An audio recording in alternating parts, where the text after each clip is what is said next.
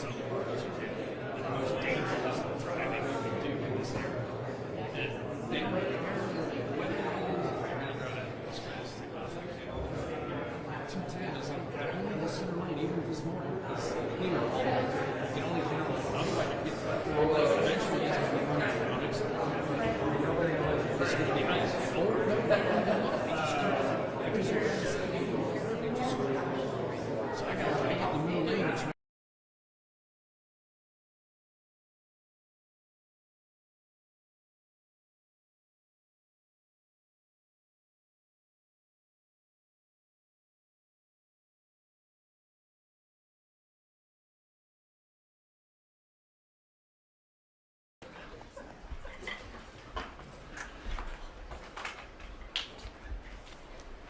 Well, thank you very much. I think you probably noticed the cabinet room is getting more and more beautiful. You can see the flags behind us of the different forces and the American flag and various others. It's, I think, quite spectacular. It's never looked this good, and hopefully we're going to do work that's never been as good.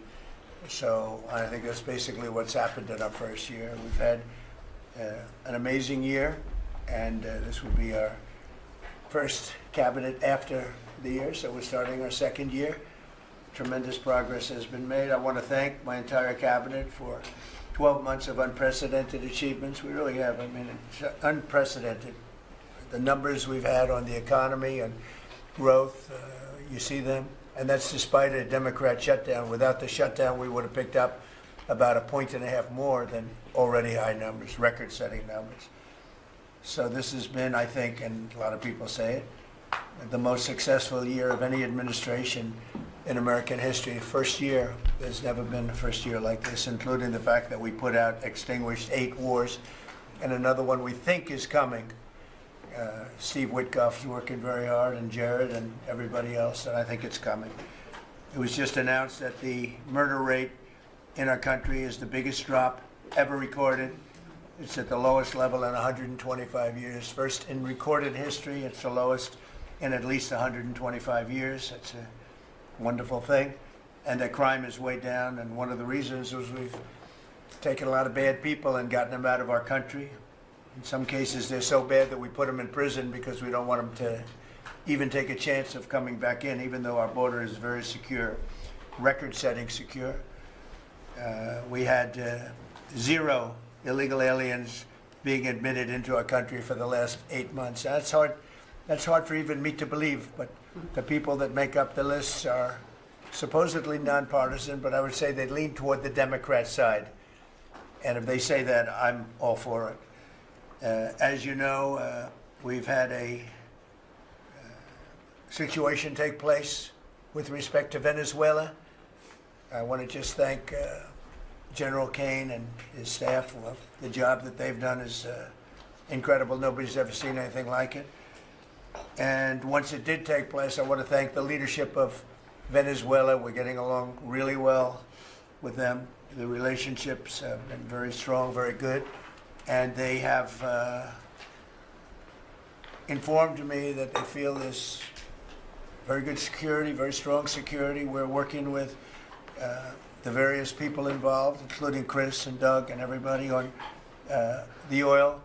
We have the major oil companies going to Venezuela now, scouting it out and picking their locations, and they'll be bringing back tremendous wealth for Venezuela and for the United States, and the oil companies will do fine too. Venezuela will actually make for themselves more money than they've ever made before, and that's a good thing. And the people of Venezuela were literally in the streets waving American flags. They were so happy. And the people in our country, like in the Doral section of Miami, which is considered little Venezuela, they're thrilled. And I just spoke to the president of Venezuela, informed her that we're going to be opening up all commercial airspace over Venezuela. American citizens will be very shortly able to go to Venezuela, and they'll be safe there. They'll be safe. It's under very strong control. And the people of formerly of Venezuela, some want to go back and some want to go back to visit, and they're going to be able to do that. So I've instructed Sean Duffy and everybody else concerned, including the military, that if you would, by the end of today, I'd like you to have the airspace over Venezuela. Planes can go to Venezuela, opened up. Okay? Yes. Thank you very much. And I want to thank all of the people in Venezuela for what what they went through, and I want to thank the leadership for really they're doing a good job. And just as I promised, we've defeated the Biden inflation nightmare and achieved explosive new economic growth. The Atlanta Fed is predicting an astounding 5.4% GDP growth in the fourth quarter, and that's despite the fact that we had a Democrat shutdown. We would have had, that number would have been 7%, which is a number nobody's ever heard of. And we've been given great national security because of tariffs, and we've also been given unprecedented income because of tariffs. Part of the income that we gave, $12 billion, we gave to the farmers of our country, so that yesterday I was up in Iowa, and they were very happy, Madam Secretary. Yes, sir. They were very, very happy. They were great. Grateful. So the GDP growth in the fourth quarter was great, and it's going to be, I think we're going to have an amazing and incredible year. Hopefully we won't have a shutdown. We're working on that right now. I think we're getting close. The Democrats, I don't believe, want to see it either. So we'll work in a very bipartisan way. I believe not to have a shutdown. We don't want a shutdown. And just yesterday, the S&P 500 hit 7,000 for the first time ever. There's never been any time at which it's done like that. And the other stocks also, I think it was 52 times for the Dow, had hit a record high. But the 7,000 was not a number that was even thinkable if you go back a year ago. So S&P hit 7,000 for the first time ever. The stock market has set, it's actually 52, all-time record highs since the election, adding $9 trillion in value to savings, retirement accounts, and 401ks. And I mean, everybody benefits, but we have record stock markets. Companies have never done well. And most importantly, if you think about it, after 4 years in which Biden got much less than $1 trillion of investment into our country, in just, actually it was taken over 11 months, even though we're 12 months. In 11 months, we've taken in more than $18 trillion.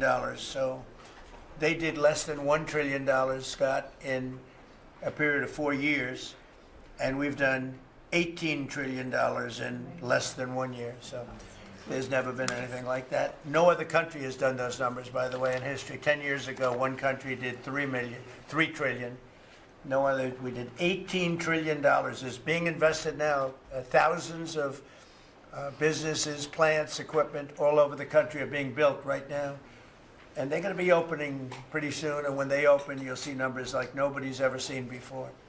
The economy is doing amazingly well. I wish the press would report it, but people are finding out. They're seeing it. It's coming. It's becoming pretty evident. It's hard to hide. Biden inflation, which is really stagflation, cost the typical family $34,000. Think of that, $34,000. But after 1 year, growth in real incomes is outpacing inflation by more than $3,000 under Trump. So one cost $34,000 and one made $3,000. That's a big swing. Gasoline has plunged to, think of this, over $4 a gallon, depending on where you are. In California, it's $7, $8 a gallon. While I was in Iowa, and they had $1.85, because I had it at $1.99 a gallon. And I was corrected by two farmers that said, I just bought my gasoline for $1.85. So, Chris, you have to be doing something right, you and Doug, right? But I don't want to give you too much confidence. You got to keep it going. We're drilling, I think I can say we're drilling more than at any time ever in the history. We're taking out more energy out of our land, but specifically, if you look at oil and gas, we've never been anywhere even close. Is that a correct statement? That is correct. All-time records. Yeah, great. It's a great job. Well, it's supply and demand. So that's going down rapidly. And, you know, when energy goes down, everything else goes down. They tried to do their thing. It was a disaster. Then they ran back very late to the Trump policy, but they didn't do the Trump policy. They cut leases. They did everything that they could do. but they lost it, and they were very high, and we're now less than $2 in many areas, $2.30 a gallon average. Grocery prices, airfares, hotels, car payments, and rent prices are coming down very fast. And you don't hear the word affordability issued by the Democrats anymore. Now they're going into other things because they're getting beaten badly on affordability. Remember that when I was elected, I came into office, I inherited a total mess, starting with eggs, which were 4 times higher than they were just a year before. And Brooke got them down very quickly before Easter. They said they wanted me to buy plastic eggs for the egg hunt, at the very famous egg hunt at the White House. Sir, would you buy plastic eggs? And we buy a lot, of like 100,000 eggs. They said, we're not going to buy plastic eggs.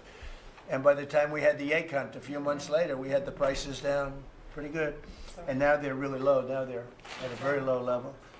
So we really have, you don't hear the word affordability because we inherited very high prices, and we inherited the highest inflation in 48 years. I say the history of our country. I think it sounds almost the same. Actually, I think 48 years sounds actually worse for some reason. So I'll go with the 40 because the press corrected me. I said history, and they said, it's not history, it's 48 years. I said, I'll accept that. And we had the highest inflation in 48 years. We have now as you saw yesterday with the Fed, I'm not a fan of his. He said that inflation essentially is not a factor. It's really been pretty amazing. I just put out a statement about his statements. I won't repeat them here because they're too angry. And thanks to our tax cuts, millions of Americans will soon receive record-setting tax refunds. You're going to get a lot of tax refunds, with the average refund expected to be over $1,000 higher than it has been at any time. So we're going to be getting some pretty good refunds, a lot of people. If congressional Democrats had their way, Americans would right now be facing the largest tax hike ever. You know, their proposal was to raise taxes very substantially. And our proposal, which is in the great big beautiful New Deal, it's a New Deal in its own way. It's a Republican version of the New Deal. Right behind you is a nice picture of FDR. This is a much better deal than the FDR deal. But we have the great big beautiful bill, and it's given tremendous tax cuts and a lot of other things. People are now finding out how good it is, and it's just kicked in as of January 1st, by the way. So we're really starting to see it. Even though it's a month, we're really starting to see it. The U.S. economy would be cratering if they had won this election. Our country would be in very bad shape. Would be maybe not much of a country anymore. I don't think it would be a country anymore. They were doing everything wrong, but they were going to give you the largest tax hike in history, and we're giving you the largest tax cut in history in the great big beautiful bill. In addition, I think it's very good. I think it's very important. You have no tax on overtime, no tax on tips, and no tax on Social Security, but you also have, you're getting this is the first time this ever happened. If you buy a car, you go out and borrow money, you get an interest deduction. You take the interest rate, the interest that you're paying on the loan, you're able to deduct it for income tax purposes. So that's a first ever, and I think it's going to be great for everybody, including the car companies. I was in Detroit 3 weeks ago. I went to the Ford factory, spoke to the General Motors people. It's all the same. They're doing better than they've ever done. The factory I went to was like a World War I, earlier than World War I factory, opened up, one of the oldest buildings, but one of the biggest. And Ford was getting ready to close it a couple of years ago, and then they saw that I was doing well, and it looked like I would have a good chance of winning, and they kept it going, barely going. And last week they announced, during my visit, they announced that they're going to round the clock production. They never thought it was. I said, did you ever think? I spoke with Bill Ford and the president of Ford. They were both there, and they said, we can't even believe it. We were going to close this building 2 years ago, and now it's going round the clock. He said, we cannot. I mean, they said, we wish it was twice the size, but they're now building additional plants in the United States, as is everybody else.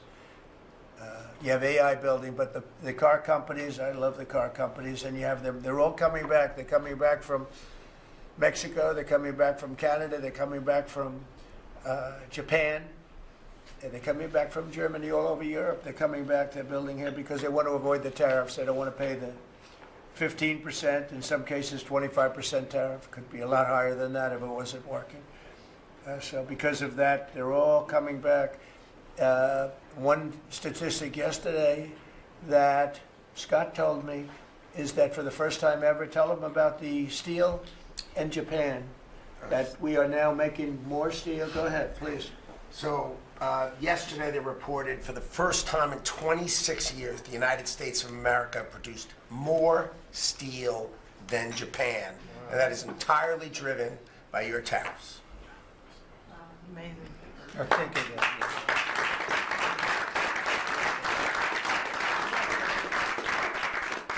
He obviously said that much better than I did because I got no applause and I'm giving you home run after home run. He says one thing and everybody else. I should have saved that one for myself. No, but think of it. First time, they read almost 30 years, but I guess it's what, 26, 27 years, that we are now producing more steel than Japan. Japan being a big steel producer. Japan and other countries really took our steel production away from us. Now, if you think of this, 3-4 years ago, the steel companies were all closing up. We worked a fantastic deal with U.S. Steel. We saved U.S. Steel. And now it's all coming about, but and that's just the beginning. There are a lot of steel plants right now being built.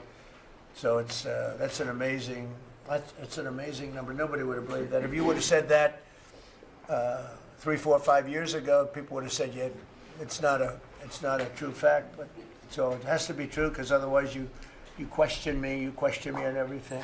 I have to be extremely accurate. I don't exaggerate it. I don't want to exaggerate because you will call me. You don't call other people, but you would call me under my most favored nation spot, which I think is the most important thing, Bobby, of all what we've done, because we're bringing drug prices down by 80, 90%, depending on the way. You could say 5, 6, 7, 800%. Depends on the way you want to calculate it, right? But let's go the old-fashioned way. But drug prices for prescription drugs will be down 80, 90%, 75%, 68%. They've only gone up. For years and years and years, they've only gone up. And now we're going to have essentially the most favored nation. We're going to have the most favored price in the whole world. Whatever the lowest price in the world is, that's what we're going to pay. And I don't want to go into a big deal, but nobody else could have gotten this but this administration. I'm being very nice when I say that. The cost of prescription drugs is coming down by a number that was never even thought of. This will have a huge impact on healthcare, by the way, because obviously drugs are a big part of healthcare, and it will help repair some of the Unaffordable Care Act's damage that they've done, because the Unaffordable Care Act, which is Obamacare, it's unaffordable. It's not affordable, and it's a disaster. And hopefully we will be paying money directly to the people instead of giving the insurance companies the money. They'll go into a healthcare savings account or whatever it is. But think of it. We pay the money, billions and billions, really trillions of dollars going to insurance companies. We want that money to go to the people. They buy their own health care. And it's so popular. The problem we have is the Democrats are owned by the insurance companies. They're literally owned lock, stock, and barrel by the insurance companies. And they hate it. But the people love it, including all Democrats. So I think we'll perhaps be successful with it. But it was an idea I had. You know, I read the papers, and I'm reading one of the stories about the insurance companies, how much money they're making, where they received, billions and billions of dollars for this stuff from the United States of America, and their stock has gone up by 1,400%. Think of it, 1,400. One went up 1,700%. Numbers went up. If you go up 1,000%, you're doing bad in that business, right? And it's all because of the money. Not all, but mostly because of the money the United States pays the insurance companies. They say, this is big stuff. And I asked somebody, why don't we just pay the people directly? And they said, that's a good idea. It's funny, it's a very complicated business, but actually it's not so complicated. And I went to Bobby and I went to Dr. Oz. I said, can I talk to you guys about this? Is this the kind of money the insurance companies get? Yes. Why don't we pay the people directly? And the primary answer was that the Democrats will never go along with it. But the people go along with it because I put it out. It went viral. It went viral. Susie, I went all over the place. It became the biggest story. I just said it. And so I think we have a great situation if we can do it. But if you think most favored nation policy for drugs will bring your drug prices down at levels. So now if they're selling a pill for $10 in London and $130 in New York, the London price will go up to $20 and we'll go down to $20. So we'll go from 130 down to 20. And by the way, tariffs did it again because the drug company said, we'll do it begrudgingly, but they were okay. But we'll do it, but no nation's going to approve it because even if you raise the price by, like on a pill, $10 to $20, you're doubling the price of their prescription drugs. I said, no, they'll do it. And when I got them on the phone, I said, if you don't do it, we're going to charge you very substantial tariffs, more money than that's going to cost you. And they said, we'll do it. And before, I don't know that any other president even tried to do it. We can't find it. But if they did try, they wouldn't have gotten through the companies. They wouldn't have gotten through the company, and then they wouldn't have gotten through the country. I spoke with Macron. He was the first one. He was not at that time wearing sunglasses. And he said, no, Donald, I will not do this. I will not. I won't even consider, you're asking me to double the price. I said, you have no choice. You have to do it because you guys have been ripping us off. In other words, the whole world, we've been subsidizing the whole world on drug costs. That's why they were $10 and we'd be at 130. As an example, there were many examples. I could give you examples even worse.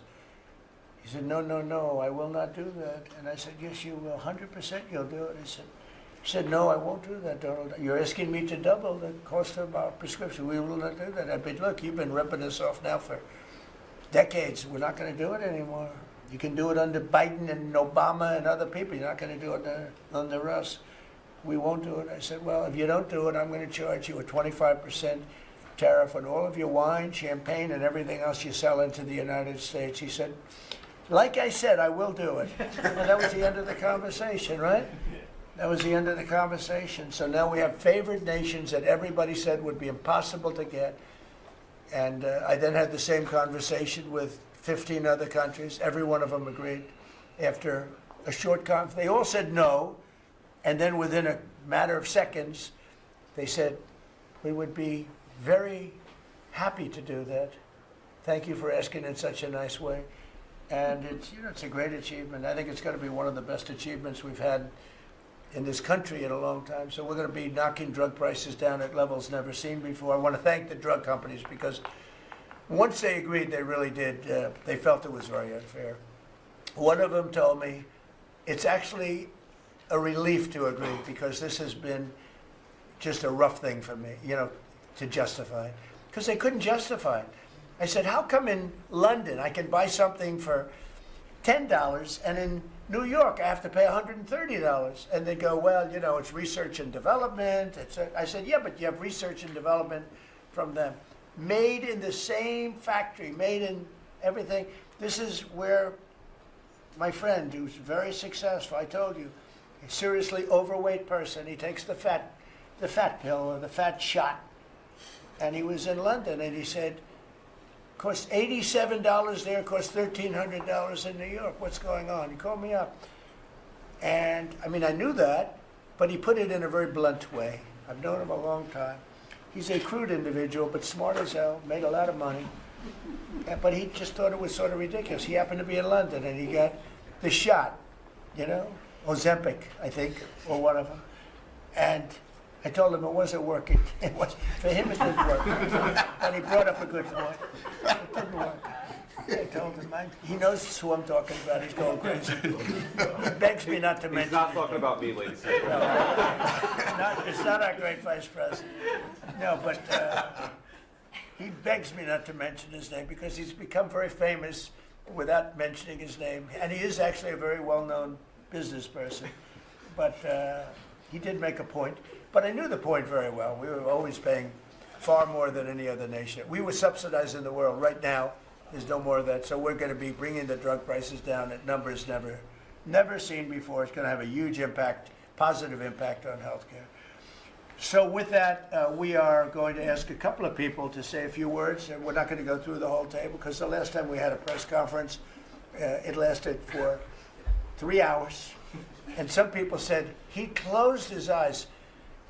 Look, it got pretty boring. In all fairness, I love these people. I love these people. But there's a lot of people. It was a little bit on the boring side. But I didn't sleep. I just closed them because I wanted to get the hell out of here. Some of them, I didn't sleep, by the way. I don't sleep much, let me tell you. But you know, it's funny. Some of them got me in a blink. You know, when you go like, and they took me as at the closed segment of my cycle. And they said he's sleeping. And besides that, Marco, between these two guys, if I was sleeping, they'd be waking me up very fast. They'd be knocking me, come on, you got to wake up, boss. But no, we've had great meetings. Look, we're the most transparent presidency by far, and I love going around the room, but we're going to pick a few people. I think I would like to ask Steve if he could just give us a brief description of how well we're doing in the Middle East, because we have peace in the Middle East now. There's a couple of little minor flames that we put out very easily. And very importantly, we got our last hostage back, which is incredible. Unfortunately, this was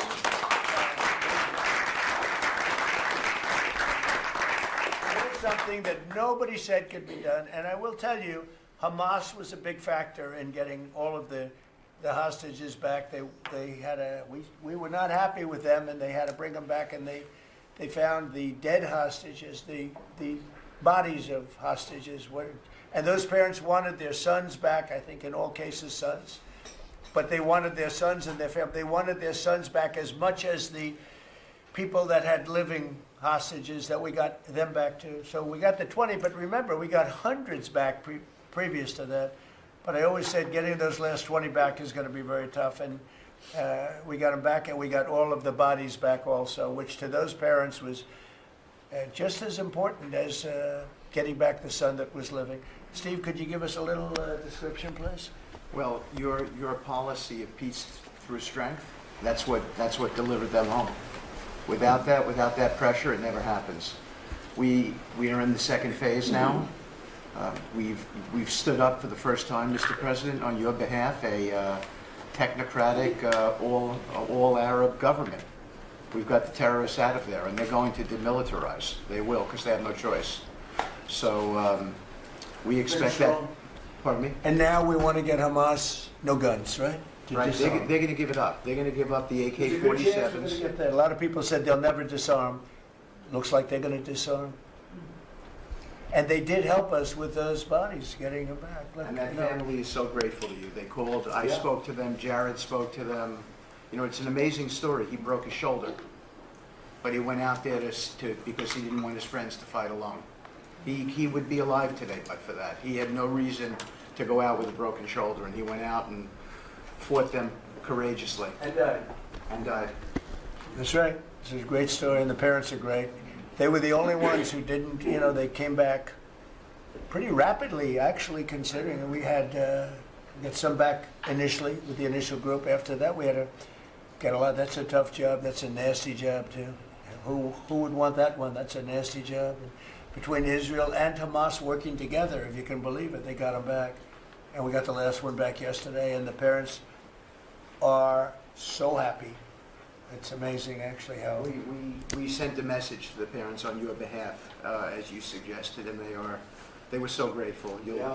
I guess grateful to me is a much better word, because it's hard to be happy, but they were actually. I mean, they couldn't believe that they had their baby boy. The mother said, my baby boy back. It's a very terrible thing. Steve, Russia, Ukraine, we're making a lot of progress. Could you explain that? The Ukrainians actually said that we've made more progress since Geneva than they've seen in the last 4 years of that conflict. So we had 5 Russian generals last Sunday in Abu Dhabi with Jared and Dan Driscoll, and we think we made a lot of progress. The talks will continue in about a week, but lots of good things happening between the counterparties discussing the land deal. They're talking together.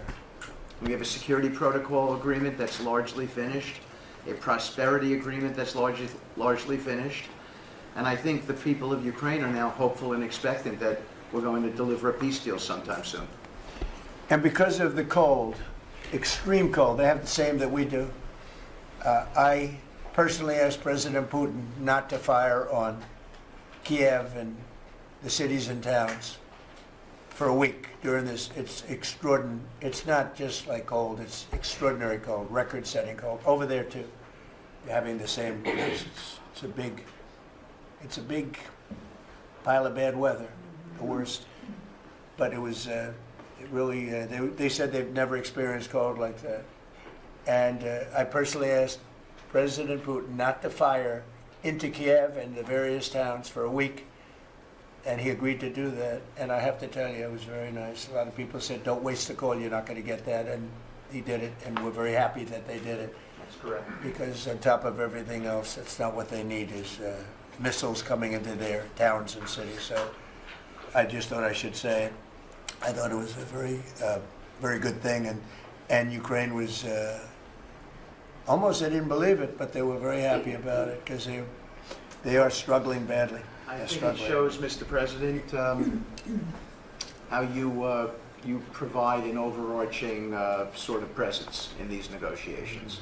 The Ukrainians never thought it could happen. The Russians are doing things maybe that people wouldn't give them the credit for doing, and I think it always comes down to your indomitable spirit.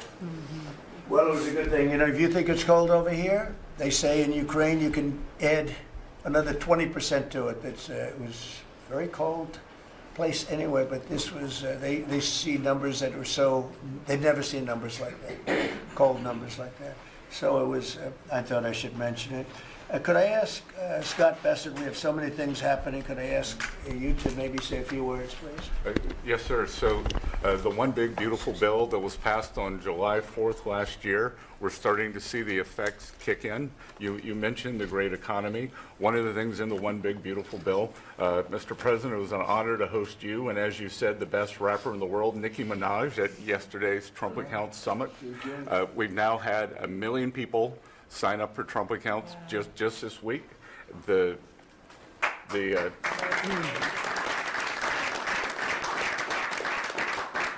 think there'll be 25 million families who are eligible. The segment that you and she did has 1 billion hits, 1 billion hits on the internet. So we're telling everyone, go fill out form 4547, trumpaccount.gov. So thanks to you, the Trump accounts, the next generation's America will benefit from today's record-breaking economy, record-breaking markets. Sir, when we came in, the Biden administration had destroyed the American people with the 3 I's: immigration, inflation, and interest rates. Immigration, check, you close the border. The inflation, as we've heard, back down to target. Prices are coming down. And interest rates, we hope there's more on the way. We've got gains in wages, low prices, and I think 2026 is going to be the year for the Trump boom. It's going to be a supply side boom. I enjoyed the trip out to Iowa. In the diner, the staff there was thanking you for the no tax on tips, and they're expecting big refunds. From that, we saw the CEO of John Deere, who said, thanks to your tariffs, new plants in Indiana and North Carolina coming. 2 massive plants being built by John Deere. And he's the chairman and CEO, wonderful guy. And I said he was at the event we had in Iowa, which is appropriate, John Deere, Iowa. But I said to him, so what are you doing? He said, we just announced 2 massive plants. In fact, they're going to have 1 plant for excavators. And he said, there hasn't been an excavator built in this country in 50 years or something. He said they're taking it out of Japan and they're moving it into the United States. 2 very big plants. And I said, so why are you doing it? He said, because of you and because of tariffs. I said, if we didn't have tariffs, would you be doing it? He said, absolutely not.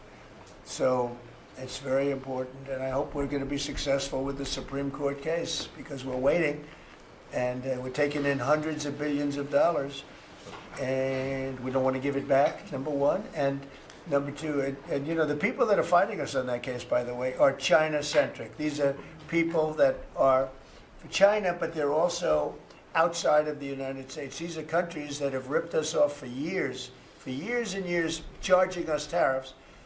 And now we're doing an amazing job, and we're getting it back. We're getting it all back and then some.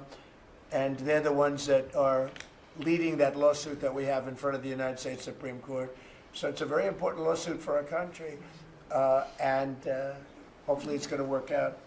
We're waiting a long time, but hopefully it's going to work out. We've taken in hundreds of billions, even trillions of dollars, and certainly we've taken in trillions of dollars of, you know, a big part of that $18 trillion that's coming in is because of tariffs. They're coming in, they're building because they don't want to pay the tariff, and the tariffs are very, you know, steep. They could be much steeper. You probably saw I put out a truth today, and the tariffs could be much steeper. We've been actually very nice about it. But even being nice about it, we've taken in hundreds of billions of dollars, and honestly, they've given us tremendous national security. The power that we have because of that, they have given us tremendous strength and national security. Go ahead, Scott. Yes, sir. And the IEPA power you used on the tariffs, as you said, we're bringing in tens of trillions of investments. The tens of trillions of investments turns into factories construction, which turns into factory jobs, which turns into consumer spending. You've right-sized the government, so government employment is down, private sector is up. Growth was a stunning 4.7, 4.8% in the past 2 quarters, biggest back-to-back gains in a decade. And we are doing that with government finances improving. So that will bring down the borrowing costs, the calendar year budget for 2024, 7% deficit to GDP, highest when we weren't at war, not in a recession, all the way down to 5.4% and getting better. Biggest decline since 2014. Generational gains in productivity, soaring productivity. We're going to lift workers' pay, record high prices, record high profits, and stock prices are soaring. You got a manufacturing renaissance, and all the key inflation metrics are trending lower.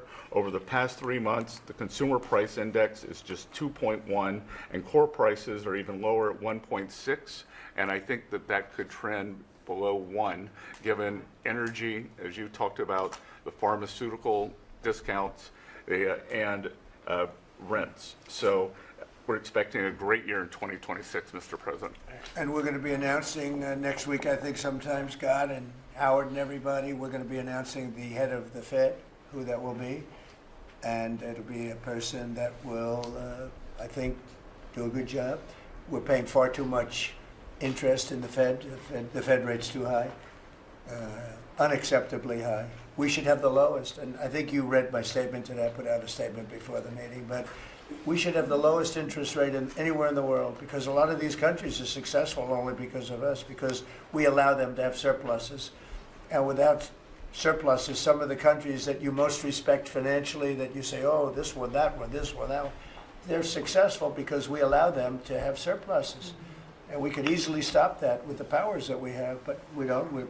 We took some of it, but we took really just a small portion of it compared to what we could take if we wanted to. We should have the lowest interest rate anywhere in the world. They should be 2 points and even 3 points lower. And if it was, each point is the equivalent of, I would say, $500 billion. So if you got 2 points low, you have $1 trillion in saving, and it's almost, if you call it just a paper expense. You can do it with a pencil. It's not cutting. It's not saying we have to get rid of jobs, or it's just like literally so easy to do. But we have a guy that doesn't want to do it because he's, I think he's politically biased. I really do. I believe he's politically biased because most smart people say it's not even a question. But despite that, we were able to bust through. It's like busting through a wall. We're able to bust through a wall, and we have the kind of numbers that Scott and Howard with the steel and other things talk about. What would you say, Howard, in terms of how we're doing, generally speaking? Great businessman, very successful guy. He's doing a really good job. What would you say? Well, no one, before you walked in the door, no one thought our economy could grow 2%. Fourth quarter, with the shutdown, 5.5%.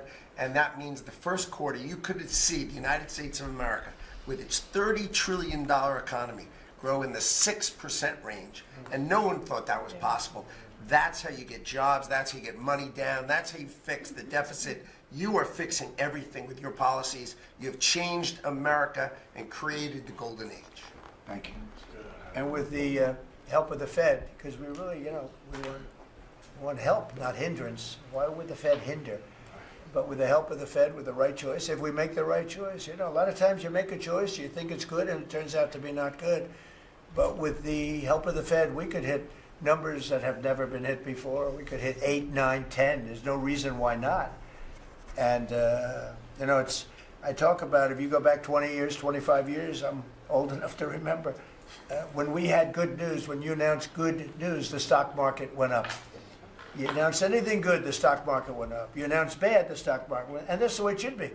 But now it's, over the last 15 or so years, if you announce good news, that means they're going to raise interest rates because they want to kill it.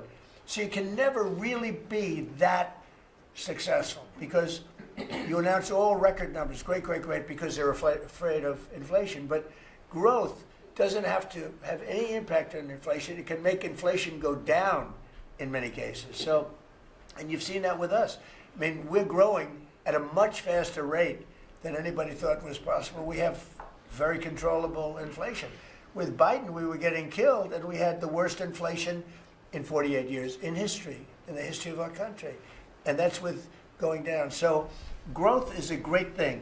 It doesn't mean inflation. And I want to go back to a system where when we announce good news, they say that's great. We can lower interest rates instead of raise interest rates. And by the way, if inflation comes, we'll take care of it when it comes. But they're trying to guess it, and they're trying to get it 10 years before in advance. And we want to make this country greater than ever before, and I think we're doing that. But we want to make it that when we announce great news, everything goes up. If we announce bad news, that happens too. We bring it down, and we control, and we do what we have to do. But we can have numbers in the upside like nobody's ever seen before. I want to ask Bobby to say a few words, if he would, about some of the incredible things that we've been doing in your department with Oz and everybody else.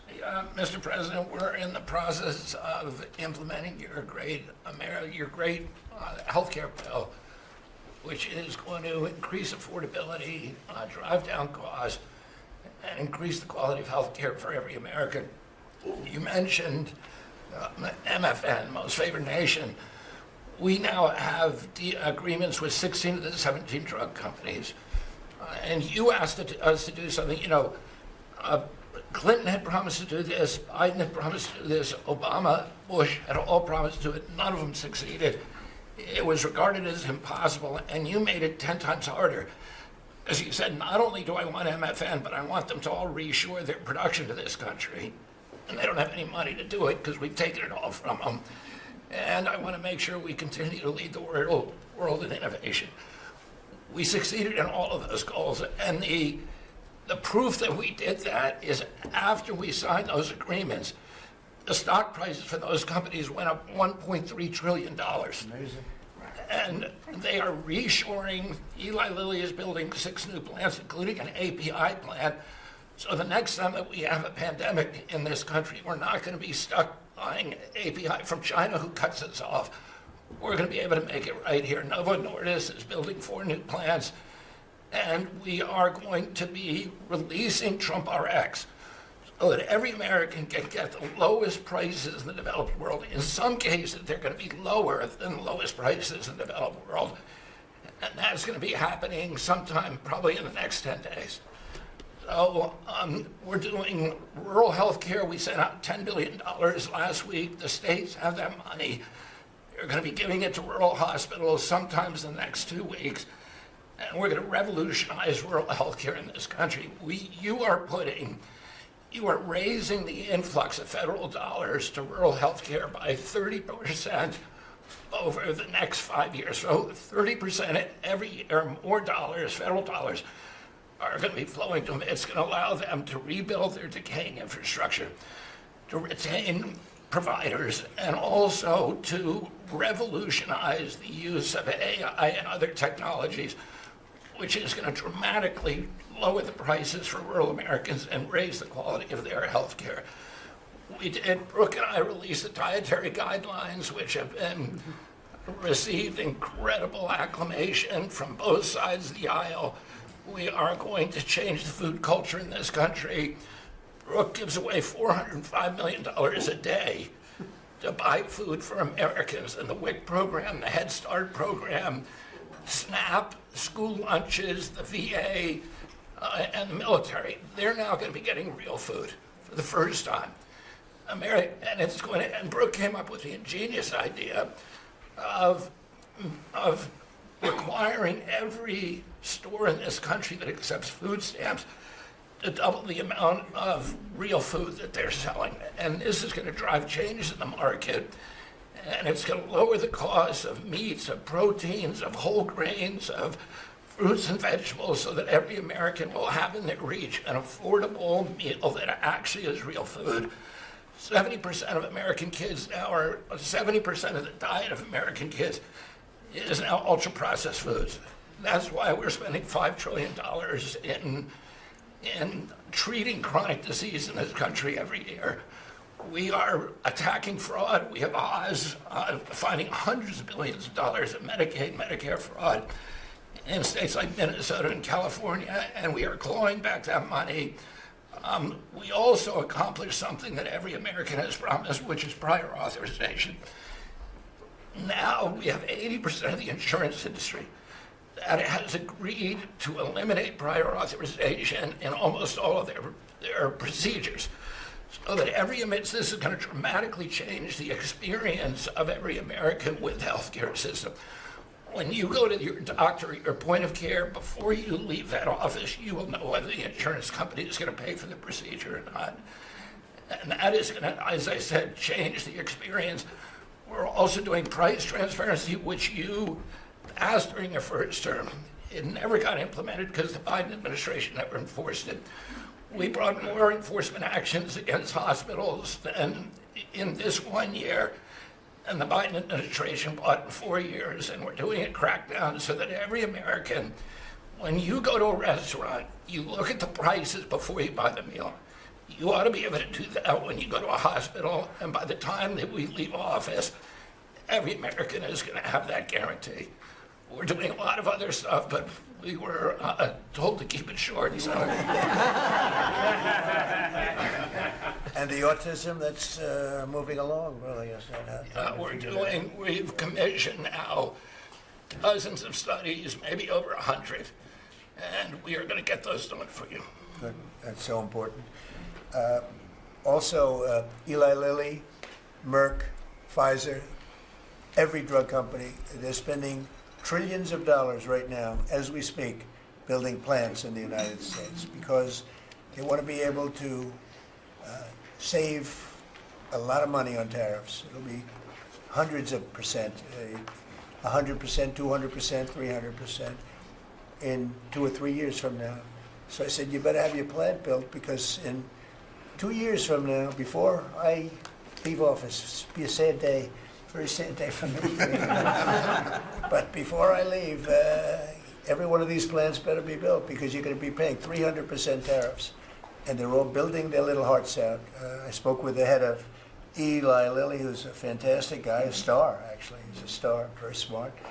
And he told me he's building 6 plants in the United States, big ones, in locations that I know very well, but all over the country. Merck is building, and Pfizer's building, and every one of them's building, and foreign companies are building. So it's an amazing thing that's happening, and you're doing a fantastic job. I read an article today where they think Bobby is going to be really great for the Republican Party in the midterms. So I have to be very careful that Bobby likes us. But we're letting you do your job, right? Thank you, Mr. President. Thank you. You're doing a great job. You and Oz and the whole group, they're doing a... I'll add this, and Marty McCary has done an incredible job at FDA. That's true. Last month, we approved more gene and cell therapies than any time in history. And we're making this a safe and productive and encouraging ecosystem for biotech so that China does not steal that industry from us. Fantastic. I'm going to ask Scott Turner to speak really quickly about housing because, in my opinion, I have very strong opinions on housing. That's what I did for a long time. I did good with it. But, you know, we got to get interest rates down even lower. They are now pretty low, but we got to get them lower. And I'm a big factor, to me, the biggest factor is interest rates for housing. Only in that, you know, you have a lot of people that have become wealthy in the last year because their house value has gone up. And, you know, when you get the housing, when you make it too easy and too cheap to buy houses, those values come down. I don't want those values to come down. We have millions of people that own houses, and for the first time in their life, they're wealthy because their house is worth $500,000 or $600,000 or more or less, but more money than it's ever been worth before. I don't want to do anything to knock that down, and so I want to be very careful with this. You know, you make housing, I can turn on housing immediately, but you make it too easy and you're going to knock the value down of people that own houses. I want to, for those people, those millions of people that own houses, we're going to drive those values up, but we're also going to try making it easier for people to buy. The best thing that can happen for both groups of people is lower interest rates, and those interest rates are coming down, and with a proper, intelligent person at the Fed, that person will be able to work with us to get interest rates down. That covers all of the sins. It covers everything. Lower interest rates keeps the values up for the people that have housing and lets other people buy housing. And Scott, if you could just expand quickly on that. Yes, sir. You did allude to when we first came in, sir, you know, our fiscal house in America was a mess. But because of your economic policies, the economy is thriving. And I do have some good news to share. As you said, you know, good news. I hope this will make the interest rates continue to go down. But because of your policies, sir, home sales in December, they rose sharply to their strongest pace in 3 years. A lot of people, when we first came in particular young people, were concerned and asking the question whether they would ever be able to afford to buy a house in America, which is the American dream. The 30-year fixed mortgage rate dipped to a multi-year lows, driving monthly payments down for the 2 years at the lowest levels. So more people can get a mortgage now, more families can be able to afford to get a home and achieve the American dream. At HUD last year, we helped and supported over 1 million people through FHA and Ginnie Mae to be able to buy a home. 500,000 of those were first-time home buyers, and hundreds of thousands of our veterans we supported. And so that's good news that millions of people in our country are now beginning to buy homes. We also, sir, saw that you are, and we're working with you, making bold action to ban institutional investors from buying single-family homes. Those homes are for the American people. So, sir, thank you for your leadership on that. Also working with Director Pulte over at FHFA to buy $200 billion worth of mortgage-backed securities, driving down even more the cost to get a home. And so we're grateful for those actions. Also, the One Big Beautiful Bill has been tremendous, making the low-income tax credit increase, working with Secretary Besant at Treasury to produce more projects and more homes in America. And the One Big Beautiful Bill also made our beloved opportunity zones permanent. And the media doesn't talk about opportunity zones very much, but I'll do it today because I know that they have been transformative in our country. Over 1 million people lifted out of poverty, sir, in opportunity zones, 300,000 new units of housing in opportunity zones, and a 3.4 increase in the value of houses.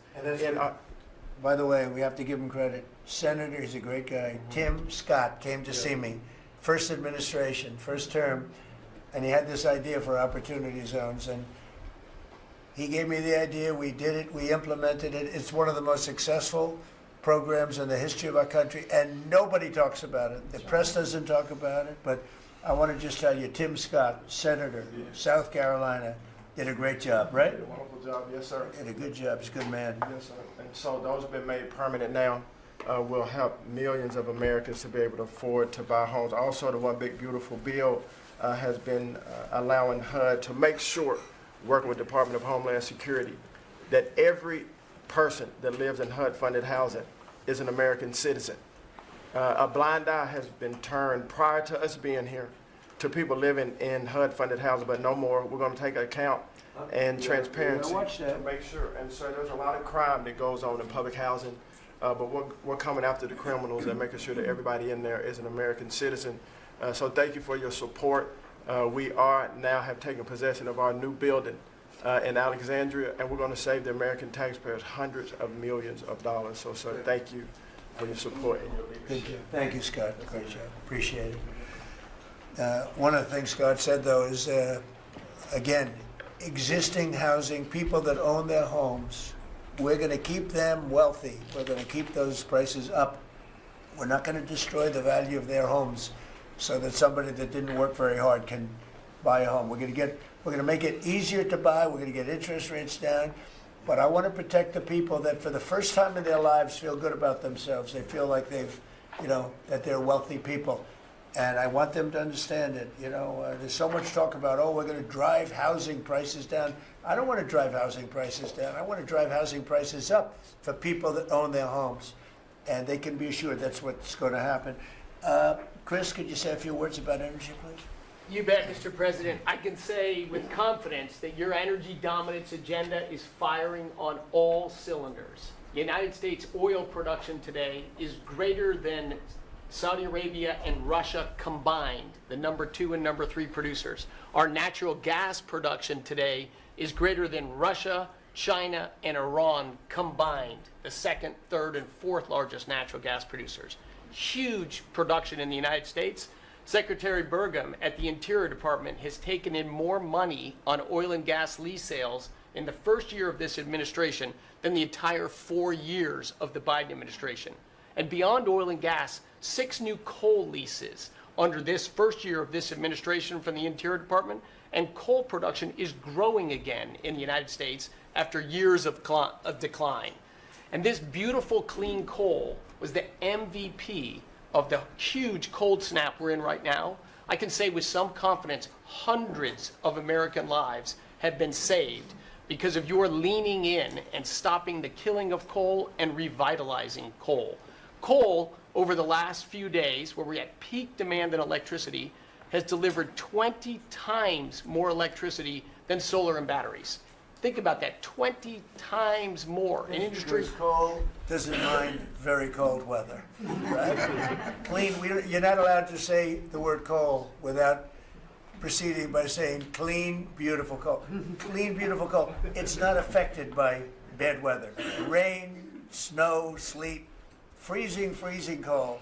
How does it react under freezing cold weather? It steps up and delivers big time. In fact, what coal did during this storm was deliver massively more electricity than it was delivering a month ago, because we needed far more electricity. Who can step up? The windmills, by the way, are all frozen. You know that they don't turn. The windmills aren't turning. The windmills that these fools paid for. The fool is this country, because the people that have the windmills get massive subsidy. And they make a fortune on windmills that don't even work, and they don't produce anywhere near what they should be. And it's the most expensive form of energy there is. And by the way, Europe is destroying itself with the stupid windmills they're putting all over their beautiful areas of most magnificent landscapes in the world, and they're just destroying. Europe better get smart. Between immigration and energy, they're destroying. It's not recognizable. They've got to smarten up before it's too late. Please go ahead. Yeah, in New England, with somewhat European energy policies, at peak demand time, very cold in New England, wind, solar, and batteries that you were just speaking of delivered less than 3% of the electricity needed at peak demand time, and that's when it matters. Because if electricity goes out when it's very cold, people die. Over 200 people died in a smaller cold snap during the Biden administration. This was massively larger geographically. We've had no failure of the electricity grid, no failure of long-distance transmission lines. Local distribution lines have iced up and come down, and we have people from all over the country working to get those back up because people need their lights back on. But your energy policies delivered just a dramatically different outcome for the American people. If we'd continued the Biden-era policies for one more year, continued to shut down coal plants, continued these crazy climate restrictions that wouldn't even let power plants run at maximum demand time, we hadn't liberated all the backup generators that are sitting there. We gave up an emergency approval, So a lot of run those everything. plants that we're going to close, coal plants that were modern and good and threw off very little problem, and that were really powerful. By the way, China does most of everything they're doing with coal Not that we want to copy anybody, but you know, they make the windmills, but they don't have a lot of wind farms. Somebody ought to look at that. How many wind farms do they have? Very, very few. They make them, they sell them, they make a fortune, but they don't use them. So the coal, I mean, I understand they're using it also as a great backup. So you build a plant, but they have it as a backup in case of tragedy, in case of really bad weather, et cetera, et cetera. They actually store coal on the site of other plants so that if they need emergency energy, the coal is always going to be there, whereas other things aren't. Is that correct? Exactly. Coal Pretty just good. stepped up here to 25% of our electricity during this high demand time. Natural gas, coal, and nuclear, they are what run the American electricity grid. The others are ornaments and often expensive And you ornaments. stopped plants Drive from up being prices. demolished, right? 17 gigawatts of coal generation plants were slated to close last year that were stopped from being closure by this And if they administration. were closed, we would be really tight on energy. We would have had significant blackouts at these peak cold times, and extrapolating from the last storm during the Biden administration, I think at least hundreds of deaths. Because in the South, a lot of heating is done with electricity generation. If those grids go down, people die. So these, and when going back to the Working Families Tax Cut Act, or the One Big Beautiful Bill, that got rid of $500 billion of subsidies, energy subsidies, that do nothing but make energy more expensive and less reliable. And under this administration, we've spent massively less on energy, and we've delivered massively more on energy. And when you have more energy of lower prices. It's a fantastic job. You and Doug. Doug said, you got to get this guy Doug. You got to get this guy Chris Wright and get him as soon as you can. I said, but I want you to run energy. He said, well, I'm good at it, but he's better, right? Didn't you tell me that? So I gave him the land, I gave you the energy, right? And it's a great combination. I mean, they literally have, I said, maybe we'll merge it in some way. They said, we don't have to. We get along. They work together, right, with the land. He's got the land and the energy. He's got the knowledge to take it out. It's been a good combination. This administration, the whole administration, and your leadership has been very focused on energy, because we can push down energy prices, we can lower costs on Americans, and we can raise wages by bringing jobs and opportunities here. It is a transformation of American energy. Thanks for your leadership. He's one of the most respected people in the energy world. And Doug told me about Chris Wright. They said, if you could get him, what he gave up to do this job, you're making a little less money, but that's all right. You don't care. What you're doing is fantastic. But he said he's the best in the world. Other people have told me that. The heads of the biggest companies have told me that. And it's really panning out to be so. We appreciate it very much. It's great. One of the things we're doing with energy, I think that's so important. We have an old grid, been around a long time, and not really, can't be much expanded. Can be fixed up a little bit, but can't be much expanded. And we have some plants that are so big that the grid would never be able to hold it. We're allowing them to build a electric producing plant, mostly electric, but they can use nuclear to do it, they can use oil and gas, they can use coal, they can use whatever they want. I think many are choosing oil and gas because it's there, it's tried, it's true, it's plentiful, it's inexpensive. Some are going nuclear, some are going both, many are going all three. But the plants, you read, well, how do we ever fire those plants? Because to do this, we need 2 times the electricity we produce in 1 year for the entire country, which is almost hard to believe. These buildings are so big. They're going up now. So I did something that nobody thought was possible also. When they build their building, they build their own electric generating plants. And we are seeing some of the most incredible designs you've ever seen. So we don't need the grid. I read an article in the Wall Street Journal saying, oh, we're falling behind China. We're not actually. We're leading everybody because I'm letting them build. The government would never be able to do that. Now, China's a different kind. They build, they do things that you got to hand it to them.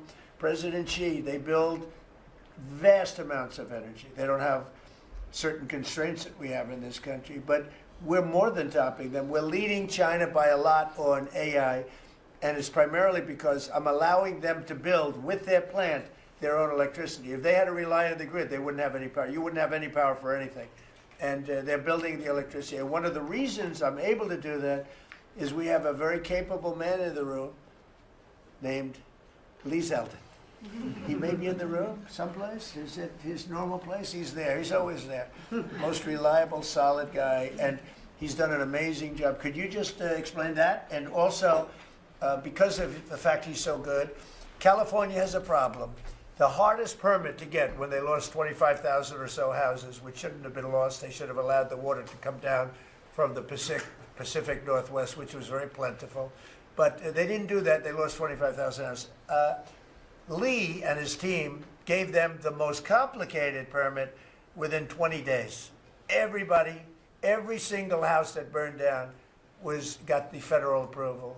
Unfortunately, it's well over a year, and the state and the city, that's Gavin Newsom, and the city, the mayor who's grossly incompetent, by the way, they have been unable to give permits. There are like 3 houses being built out of thousands and thousands. They have no permits. So I read about a week ago that it's possible, because of what's happened, whether you declare national emergency or something, these people are they're dying to build their house. They want to do something, that I could put somebody in charge from the federal government. Congratulations, Lee. And I'm putting Lee Zeldin in charge of getting them their permits, city, federal. You have the federal, you need the city and state. And I hear you have great powers over them if we want, and we're going to give you that power. We've already given you that power. So Lee Zeldin is going to work with the thousands of people that are dying to build their house. And I also recommend one other thing. Give them the house plus a 10% bonus. In other words, you get a bonus, you can build your house 10% larger. They've suffered so greatly, they've waited so long, and they should be given a bonus. So I think, and I've heard this has been done before, they get a 10% bonus. They can build a house that's a little bit larger than what they had before. And I'd like to have you take it over. Mr. President, your great Secretary of State was looking for another job. So. I was thinking about him, but he's pretty well booked. I watched him yesterday.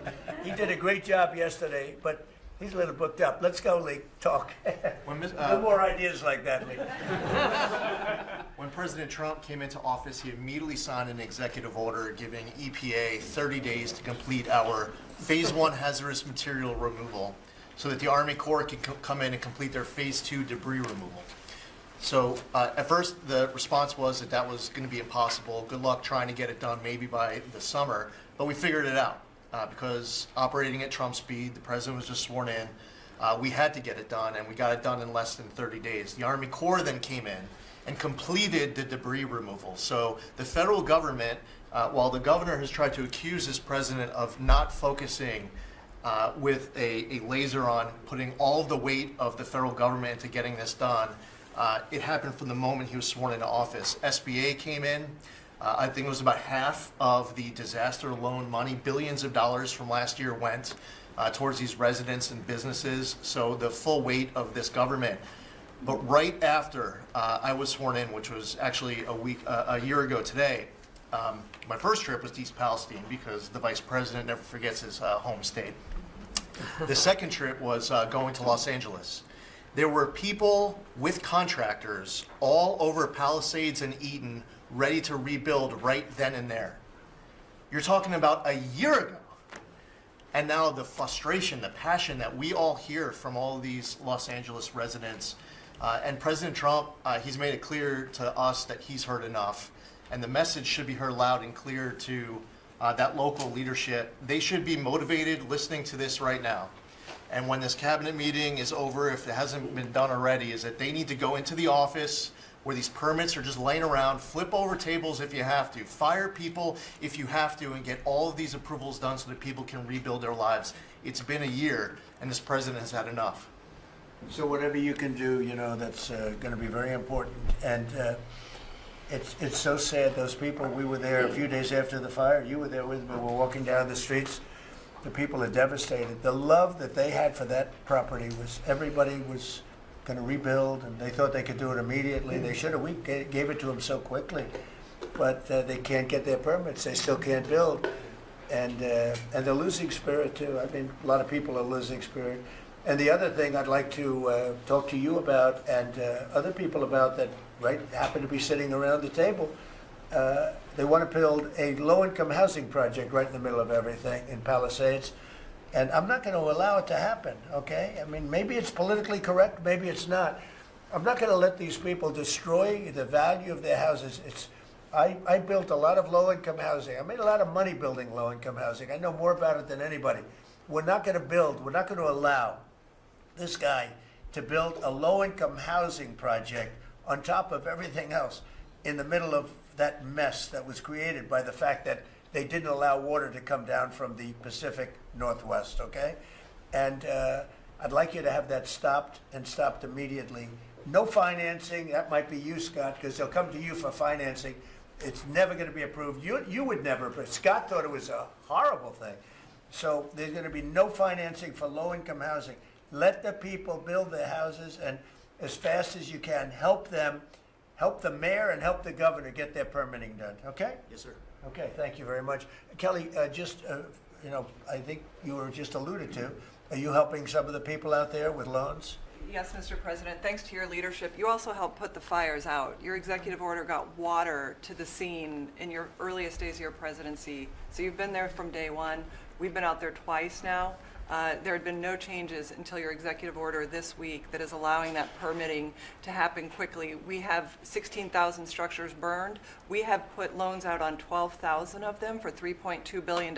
More than half of all the disaster money delivered in America went to that area. Now, because of the abject leadership, the failures of Gavin Newsom, they have not been able to rebuild. Because of your leadership, they're going to be able to rebuild. But that's not all you've done. They'll take the credit for it. Watch, it'll start, and they'll take the credit. Look at the great job we did. They would never. It wouldn't get built in 20 years, and it will be destroyed by building low-income housing next to luxury housing. History says that doesn't work too well. Go ahead. We're going to make sure that doesn't happen, Mr. President. Please. But under your leadership, you've ended at least 8 wars, okay? But probably the most important and underreported war that this president ended was Joe Biden and the Democrats' war on Main Street and hardworking families. We've seen it as I've gone across the country this month, 10 different states, and we saw it when we were together in Iowa. Hardworking families, farmers, small businesses expressing gratitude, lined up to thank you. I was out with our great vice president last week in Toledo, Ohio. They are thanking this administration for getting Main Street back. The Trump tax cuts, the tariffs, deregulation, it's all rocket fuel for hardworking families and Main Streets. And I see it whether it's talking about small business expensing, 100% accelerated for Made in America factories, the 20% pass-through, but it's also working families where they have expanded child tax credits, increased standard deductions, permanent low-income tax rates, health savings accounts, Trump accounts. This president is delivering for Main Street. It's the most underreported story in this country, and I see it in Main Street businesses. All-time small business confidence hit a record under this president last year after the Trump tax cuts. All-time small business formation now at 36 million small businesses, and a record $100 billion out from SBA because a record number of people want to invest in this country and hire. And whether I've talked to manufacturers about tariffs, they know that this president is bringing manufacturing back, just like Prince Manufacturing in Macon, Georgia. 500 employees machining parts for our defense, our agriculture, our automotive, our aerospace industry. They're going to hire 500 more people this year because of tariffs, because of the Trump tax cuts, and because of SBA lending. And I see this state after state as I've gone across the country, talked to hundreds of business owners, walked dozens of factory floors. This is not being covered, but it's going on in America. The number one problem is they need skilled workers. And this is something I'm working on with Secretary Chavez-Jurimer. I'm working across the administration to ensure that we empower our small businesses. 98% of our manufacturers meet the small business definition. So Ford has 5,000 small manufacturing suppliers. The $18 trillion you brought in is creating an economic boom like none we've ever seen before. We are going to have 7% GDP growth. GDP now is probably underestimating where it is in 4Q, but with interest rates going down, with regulation going down, these are all taxes on small businesses, and those are going away. And thanks to President Trump, your leadership, we are seeing Main Street boom. Hardworking families have $1,000 already in their pockets, and when they get their $1,000 refund tax, I hope they all remember that every Democrat voted against them getting their tax refunds, because this is what our administration is doing, is powering your incredible economic agenda forward on Main Street. Thank you very much. Great job. I do want to say that on my left, I have a man who's doing a fantastic job, and on my right also, by the way. But we're spending a tremendous amount of time and effort on building our military. We largely rebuilt the military during my first term, fortunately, and we're greatly enhancing it now. We're going to be doing something new. We're bringing back the battleship, and I thought, like you remember the battleships from the great Iowa and Alabama, Missouri, those unbelievable scenes that you see, Victory at Sea. You'd see these incredible ships, and I thought they were powerful, but the battleships that we're building are going to be 100 times more powerful than those beautiful works of art. I mean, they were magnificent, all steel. We have the steel now, and we're going to be doing that as an enhancement, but our military is very, very strong. You may want to say something about the large fleet of ships that's heading over to the Middle East. Well, Mr. President, you had to, like so many other cabinet members have referenced, rebuild the perception of America. And at the Department of War, that meant reestablishing deterrence. What happened in Afghanistan, what happened in Ukraine, a war that never would have occurred, what happened on October 7th in Israel, never would have happened under President Trump. So as a result, we're having to rebuild how our enemies perceive us. And when President Trump said, we're not getting Iran, you won't have a nuclear bomb, he meant it. And we sent those B-2s halfway around the world, and they never noticed. When he said, we're not going to tolerate trafficking drugs anymore in our hemisphere, we treat them like the Al-Qaeda of the Western Hemisphere, he meant it, and we're executing that. When you said, Mr. President, we're securing the border, the military was proud to do their part alongside Homeland Security to do that. Same thing with Iran right now, ensuring that they have all the options to make a deal. They should not pursue nuclear capabilities. We will be prepared to deliver whatever this president expects of the War Department, just like we did this month. No other military in the world could have executed the most sophisticated, powerful raid, not just in American history, I would say in world history. What those men did going downtown, another country, the most secure place in the most secure base in the middle of the night, without anybody knowing until those simultaneous bombs dropped 3 minutes before the helicopters dropped. No other country could coordinate that. No other president would have been willing to empower those warriors that way to be that effective. And that sends a message to every capital around the world that when President Trump speaks, he means business, and we are reestablishing deterrence at the War Department, Mr. President. Thank you. Great job you're doing. Just to finish up on that, the Somalian pirates over the years have pirated, stolen many ships. They would get large amounts of money for the ship. You know, you have $1 billion ship, and the insurance companies didn't want to fight because, you know, some of those ships are very flammable. They're carrying millions of barrels of oil. Very flammable, very dangerous situation if they're shot at. So they wouldn't fight. We notified them a number of months ago. Anybody that does that gets the same treatment as a drug dealer sending their drugs in from Venezuela or anybody else. As you know, it's 97% down by water. So the drugs coming in by sea or by water is down 97%. Now we're also starting. That was the more difficult route. Now we're starting to do that by land also. It will be, you'll see that happen as they come in and kill our people with drugs. I think the real number is 300,000 people a year, not 100, but whatever it is, it's a lot of people, hundreds of thousands of people. They're going to get hit. But also we added to the list the Somalian pirates that go out on a boat, similar type boat, actually not quite as fast, not quite as nice as you can imagine, but they get the same missile that we give to the people that are bringing drugs. And so far, we haven't seen anybody going out. So the traffic is not being interfered with by people pirating our ships. Not our ships, ships all over the world. I said, make it for any country. We're doing the rest of the world a favor. It's a very effective favor, but we see very little pirating nowadays. You used to have ships being taken every single, like 2 or 3 a week, these massive ships that be brought in to some place in Somalia, which I don't even know is it a country. We have Ilhan Omar left, and then she gives us lectures on the Constitution of the United States. These people are, what they've done to rip off our country is terrible, but the pirating has essentially stopped. They know that if anybody even makes a move toward a ship, they get the ultimate treatment. They will go to wherever they want to go, but it's probably not going to be to heaven.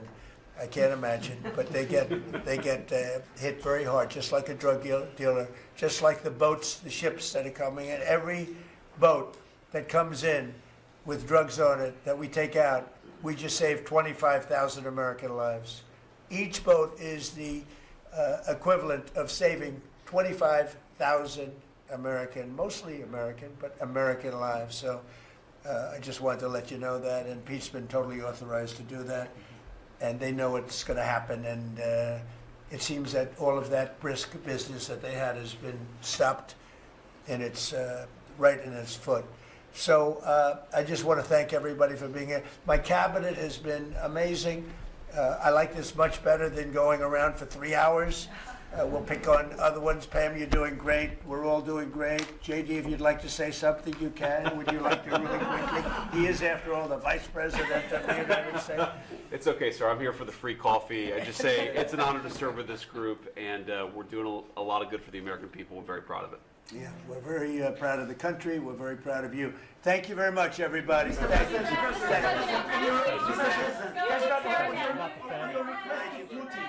Mr. President, why not take questions? Mr. President, one question. Mr. President, on your request, Thank you. Why not take guys? Thank you. Let's go. Start moving. Thank you, press. Keep moving. Thank you. Go, guys. Guys. Thank you, press.